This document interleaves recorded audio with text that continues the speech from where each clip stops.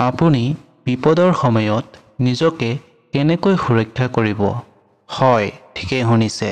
আপুনি বিপদৰ সময়ত নিজকে কেনেকৈ সুৰক্ষিত কৰিব? যদি আপোনাৰ জীৱনত যিকোনো বিপদৰ পৰিস্থিতি আহে, আপুনি নিজকে তেতিয়া কেনেকৈ সুৰক্ষা দিব? বা যদি আপোনাৰ জীৱনত বিপদ আহি পৰে, তেন্তে আপুনি কি কৰিব? ধৰি লওক, আপোনাৰ জীৱনত এনে এক পৰিস্থিতিৰ সন্মুখীন হ'ল, য'ত আপোনাৰ হঠাৎ যিকোনো বিপদ এটা আহি গ'ল। এনে ক্ষেত্ৰত নিশ্চয় আপুনি ভয় খাব, নহয় জানো?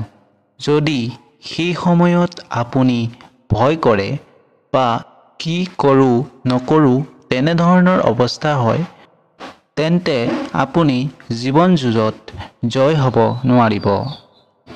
আমাৰ জীৱনত যিকোনো সময়তে বিপদ আহিব পাৰে, কিন্তু সেই বিপদক আমি কেনেদৰে জয় কৰিব পাৰিম?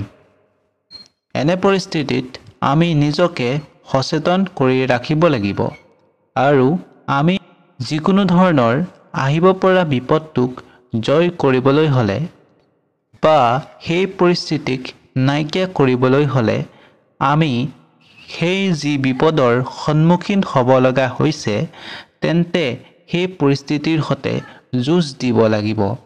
আৰু আপোনাৰ মনক যেতিয়া শক্তিশালী কৰি আপুনি যুঁজ দিব পাৰিব, তেতিয়াহে আপুনি সম্পূৰ্ণ সফল হ'ব পাৰিব।